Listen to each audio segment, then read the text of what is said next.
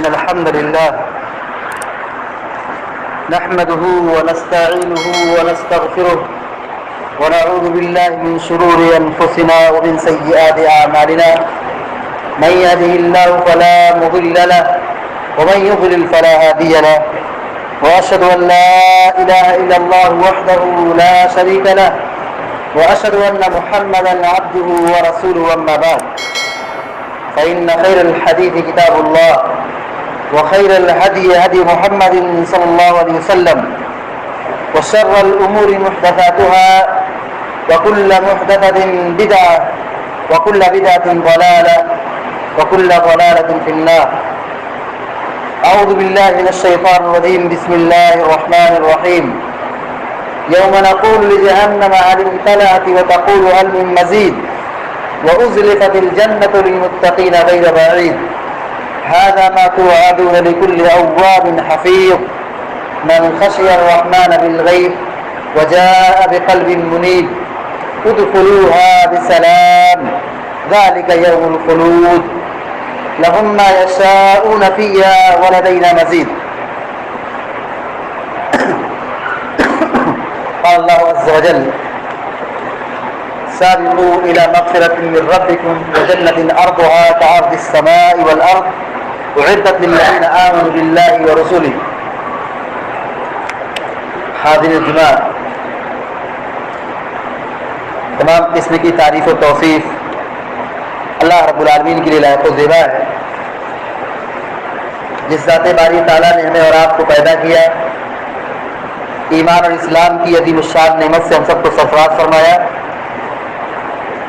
بے شمار درود و سلام و تمام انبیاء اکرام پر، بالخصوص ہمارے اور آپ کے آقی نبی جناب محمد رسول اللہ صلی اللہ علیہ وسلم پر. اللهم صل على محمد وعلى آل محمد كما صليت على إبراهيم وعلى آل إبراهيم إنك حميد مجيد. اللهم بارك على محمد وعلى آل محمد كما باركت على إبراهيم وعلى آل إبراهيم إنك حميد مجيد.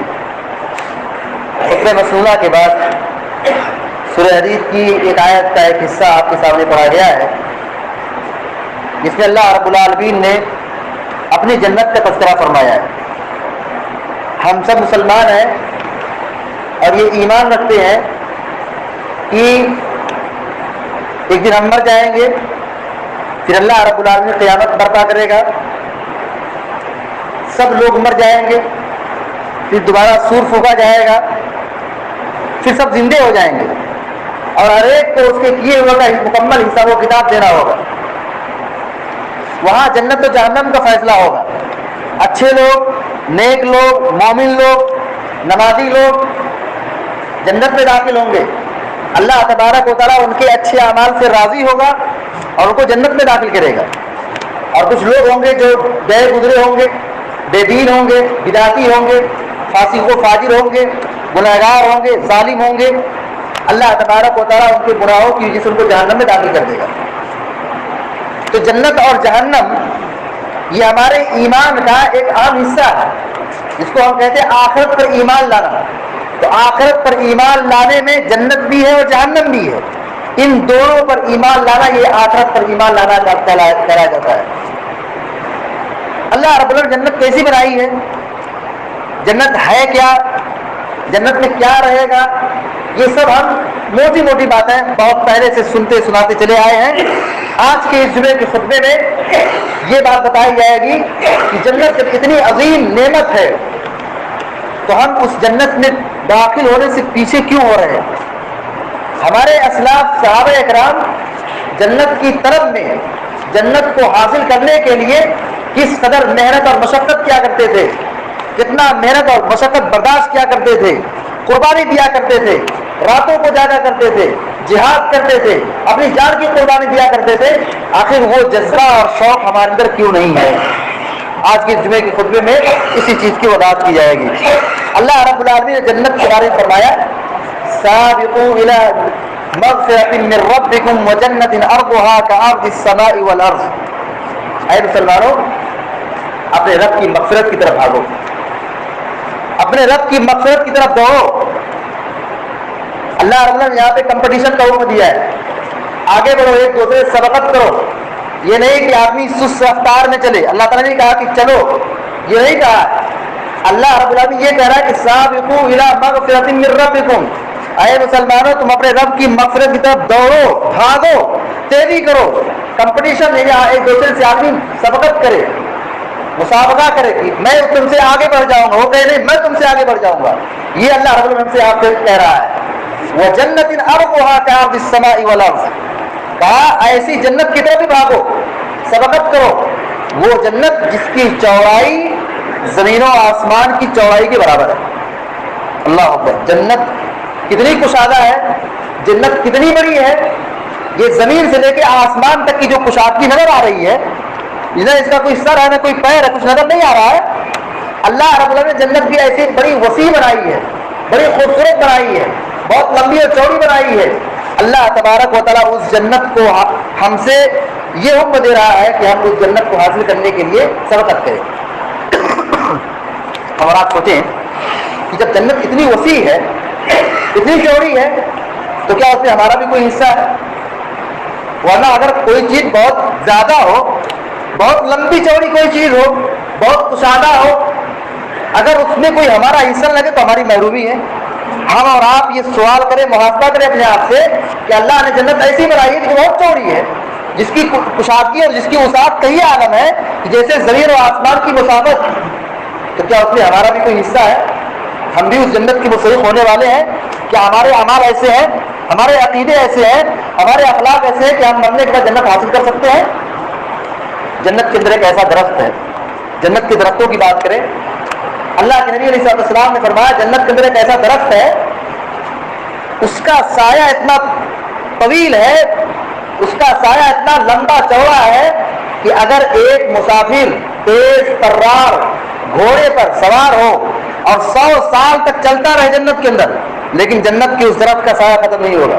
بخاری کی روایت. یعنی جنت کے سائے کو ہم دیکھیں، اس کے درخت کی لمبائی اور اس کی ضخامت اور اس کی چوڑائی کو دیکھیں کہ ایک مسافر گھوڑے پر 1 سال نہیں، 2 سال نہیں، 1 صدی کی بات کی جا رہی ہے. 100 سال تک چلتا رہے 100 سال گزر جائے گا، لیکن اس درخت ایک درخت کے سایہ ختم نہیں ہوگا. یعنی اس کی ڈالیاں، اس کی ٹہنیاں، اس کے پتے، اس کی ہریالی اتنی کشادہ ہے، اتنی زیادہ ہے کہ 100 سال چلنے کے بعد بھی اس کا سایہ ختم ہونے والا نہیں ہے. اللہ نے جنت ایسی بنائی ہے. جنت کی عورتوں کی بات کریں کہ اللہ رب العالمین نے جو حور تیار کی ہے، جنت کی جنتی خاتون، جنتی عورت صرف اپنا دوپٹہ کھول دے. دیکھیے پردے کی بات کی جا رہی ہے کہ دنیا میں کیسے حالات ہیں، عورتیں کیسی رہتی ہیں. پردے کا کوئی سسٹم نہیں، بالخصوص دیہاتوں میں، اور میں کھل کے کہوں یہاں بابو سلام یوسف پور کے اندر پردے کا کوئی سسٹم نہیں ہے، کوئی نظام نہیں ہے. کوئی جوان لڑکی ہو کہ شادی شدہ لڑکی ہو، کوئی بڑی لڑکی ہو، چھوٹی لڑکی ہو، کنواری ہو، کوئی بھی ہو، کوئی سسٹم نہیں، پردے کا کوئی نظام ہی نہیں ہمارے اندر ہے. جنت میں پردے کی بات کی جا رہی ہے. کہا جنتی خاتون اگر اپنے دوپٹے کو کھول دے، اس کا مطلب وہ دوپٹہ پہنی ہے، اس کا مطلب کیا، وہ دوپٹہ لگائی ہوئی ہے، پردے میں ہے. اللہ کے نبی علیہ السلام یہ کہہ رہے ہیں کہ جنتی خاتون اگر اپنا ایک دوپٹہ کھول دے، یہ پوری دنیا روشن ہو جائے گی. اللہ اکبر. جنت اتنی کشادہ ہے اور جنت کی عورت اتنی خوبصورت ہے کہ اس کا اگر دوپٹہ کھل جائے تو دنیا پوری جو کالی ہے، اندھیری ہے، جو بادل چھایا ہوا ہے دنیا کے اندر، اندھیرا چھایا ہوا، کالی رات ہے، اگر ایک خاتون اپنے دوپٹے کو کھول دے تو دوپٹے کی خوبصورتی اور اس کے بال کی خوبصورتی اور اس کے چہرے کی خوبصورتی کا یہ عالم ہوگا، پوری دنیا روشن ہو جائے گی. اللہ تعالیٰ نے جنت ہمارے لیے ایسی بنائی ہے. ہم اور آپ جنت سے کہاں بھاگ رہے ہیں؟ اسی لیے صحابہ کرام جنت کے حصول کے لیے ہر ممکن کوشش کیا کرتے تھے. وہ جیتے تھے جنت کے لیے، وہ مرتے تھے جنت کے لیے، وہ قربانی دیتے تھے جنت کے لیے، وہ نیک عمل کرتے تھے جنت کے لیے، وہ مال خرچ کرتے تھے جنت کے لیے. ہر کام میں ان کے لیے جنت رہتی تھی. ان کے پاس اخلاص ایسا تھا، ان کا ایمان ایسا تھا، ان کے ہر عمل میں جنت کی خوشبو آتی تھی. طلب اور جذبہ دیکھیے. نبی علیہ السلام کے ایک غلام ہیں، خادم ہیں، جن کا نام ہے ربیہ الاسلمی. نبی صلی اللہ علیہ وسلم کی بڑی خدمت کرتے تھے. ایک مرتبہ انہوں نے وضو کا پانی لایا اور رکھ دیا، کیونکہ وقت ہو چکا تھا، جانتے تھے کہ نبی کب وضو کرتے تھے، کب نماز پڑھتے تھے. آپ کے خادم ربیہ الاسلمی رضی اللہ تعالیٰ عنہ وضو کا پانی لے کر کے آئے اور آپ صلی اللہ علیہ وسلم نے دیکھا کہ میرے تیار ہونے سے پہلے وضو کا پانی تیار ہو چکا ہے، رکھا گیا ہے۔ آپ بہت خوش ہوئے اور کہا اے ربیہ تم دنیا کے اندر میری اتنی خدمت کرتے ہو، کچھ مجھ سے مانگ لو، تم کیا چاہتے ہو، تم کو کیا چاہیے؟ نبی صلی اللہ علیہ وسلم کا اخلاق دیکھیے، نبی صلی اللہ علیہ وسلم خادموں کے ساتھ کیسے پیش آتے ہیں، چھوٹوں کے ساتھ کیسے شفقت سے بات کرتے ہیں۔ پوچھ رہے ہیں اپنے خادم سے اے ربیہ بتاؤ تم دنیا کے اندر میری خدمت کر رہے ہو، بتاؤ تم کو کیا چاہیے، تم کیا چاہتے ہو؟ ربیہ نے کہا اے اللہ کے نبی علیہ السلام مجھے کچھ نہیں چاہیے، اسألک مرافقتک فی الجنہ، اسألک مرافقتک فی الجنہ، اے اللہ کے نبی صلی اللہ علیہ وسلم جیسے دنیا کے اندر میں آپ کی حفاظت کر رہا ہوں، آپ کی خدمت کر رہا ہوں، آپ کے لیے پانی لا رہا ہوں اور آپ کے کام آ رہا ہوں، میں یہی آپ سے چاہتا ہوں جنت میں بھی آپ کی خدمت کروں، آپ کے ساتھی رہوں۔ کتنی عمر تھی بتائیے؟ وہ خادم جو نبی صلی اللہ علیہ وسلم کے ساتھ تھے اور پانی وغیرہ لا کے رکھا کرتے تھے، خدمت کرتے تھے، کتنی عمر تھی؟ 18 سال کے نوجوان تھے۔ ان کے ذہن و دماغ میں دیکھیے کیسے جنت کا شوق ہے، جنت کا جذبہ کیسا ہے کہ نبی علیہ السلام پوچھ رہے تم کو کیا چاہیے؟ یہ نہیں کہا کہ مجھے مال چاہیے، یہ نہیں کہا مجھے دنیا چاہیے، یہ نہیں کہا مجھے گھر کوٹھی بنگلہ گاڑی موٹر چاہیے، بلکہ ان کی طرف دیکھیے، ان کی سچی محبت دیکھیے جنت کے تعلق سے۔ وہ کہتے ہیں اللہ کے نبی علیہ السلام سے میں دنیا کے اندر آپ کے ساتھ رہتا ہوں، دنیا میں آپ کی خدمت کر رہا ہوں، میں یہی چاہتا ہوں کہ میں مر جاؤں تو میں جنت میں بھی آپ کے ساتھ رہوں، مجھے جنت چاہیے۔ مدینہ میں ایک خاتون تھی جس کو مرگی کی شکایت، مرگی عورت بے ہوش ہو جاتی ہے، مرد بے ہوش ہو جاتا ہے، اس کو مرگی کہتے ہیں۔ وہ آئی اللہ کے نبی علیہ السلام، بخاری کی روایت، وہ کہتی ہے اللہ کے نبی صلی اللہ علیہ وسلم میں ایک عورت ہوں، مجھے یہ شکایت مجھے مرگی کی بیماری ہے، آپ دعا کیجئے کہ میری مرگی کی بیماری دور ہو جائے۔ اللہ کے نبی علیہ السلام نے کہا میں ٹھیک ہے دعا کروں گا تمہارے لیے، لیکن یاد رکھو اگر تم صبر کرو، بیماری پر صبر کرو تو تمہارے لیے جنت ہے۔ سوچنا آپ نے کیا کہا؟ اس خاتون نے جواب دیا کہ اگر میں صبر کروں گی تو اللہ تعالیٰ مجھے جنت دے گا، تو آپ میری دعا مت کیجیے، آپ مجھے شفا یابی کی دعا مت کیجیے، جبکہ وہ عورت پہلے آپ کہتی ہے کہ مجھے بیماری ہے، دعا کیجیے کہ میری بیماری دور ہو جائے۔ نبی علیہ السلام یہ کہتے ہیں کہ ٹھیک ہے میں دعا کر دوں گا تمہاری بیماری دور ہو جائے گی، لیکن اگر تم صبر کرو، بیماری پر اللہ رب العالمین کی فیصلے پر تم راضی ہو جاؤ اور اللہ نے تم کو بیماری کی پر صبر کرتے رہو تو تمہارے لیے جنت ہے۔ اس خاتون نے کیا جواب دیا؟ کہا ہے اللہ کے نبی صلی اللہ علیہ وسلم اگر جنت کی بات آپ کر رہے ہیں تو مجھے شفا یابی نہیں چاہیے، بس ایک بات کی گزارش کروں گی کہ اے اللہ کے نبی جب میں بے ہوش ہوتی ہوں تو میرا کپڑا کھل جاتا ہے، میں بے پردہ ہو جاتی ہوں، میں برہنہ ہو جاتی ہوں، ننگی ہو جاتی ہوں، آپ دعا کیجئے کہ میں جب بے ہوشی کے عالم میں ہو جاؤں، مرگی کی جب بیماری مجھ پر آ جائے تو اتنا میرا ہو کہ میرا کپڑا میرے جسم سے اٹھے نہ۔ ہماری خواتین اور ہمارے اسلاف اور صحابیات اس قدر پردہ کرتی تھی کہ بے ہوشی کے عالم میں بھی ننگا ہونا ان کے عیب مانا جاتا تھا۔ یہاں تو دماغ بھی ہے، دل بھی ہے، آنکھ بھی ہے، کان بھی ہے، سب صحیح ہے، لیکن پردے کا کوئی نظام نہیں ہے۔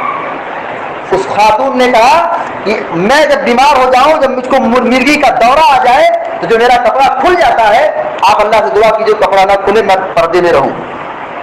یہاں بھی دیکھیے جنت کا شوق ہے، بیماری اتنی بڑی ہے لیکن اس سے بڑی چیز جنت ہے کہ انہوں نے کہا میں بیماری پر صبر کروں گی، میں اللہ سے جنت کی امید رکھوں گی۔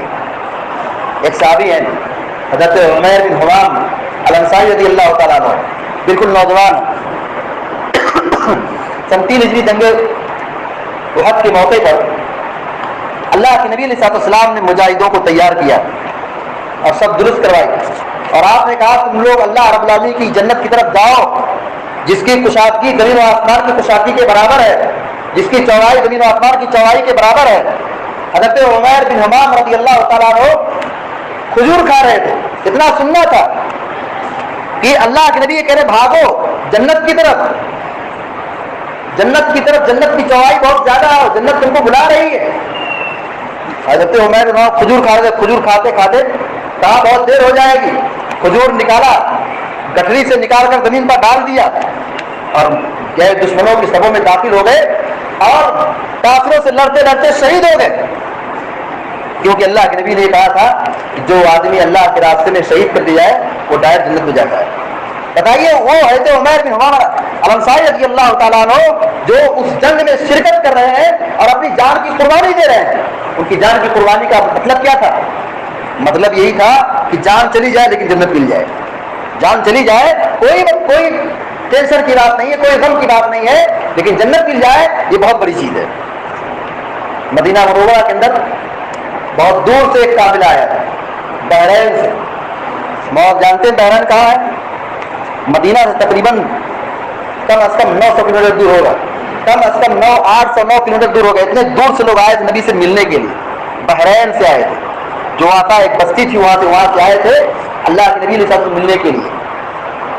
کتنا لمبا سفر تھا, اور نبی سے ملنے والوں میں سب سے دور دراز اگر کوئی آیا ہوا تھا تو یہی لوگ تھے. بحرین سے آئے, نبی سے ملاقات ہوئی, نبی علیہ السلام سے ان لوگوں نے کچھ پوچھا, دین سیکھا. 4 چیزوں کے بارے میں آپ نے ان کو کہا یہ ایسا کرنا, یہ کرو, اور 4 چیزوں ان کو منع کیا تھا.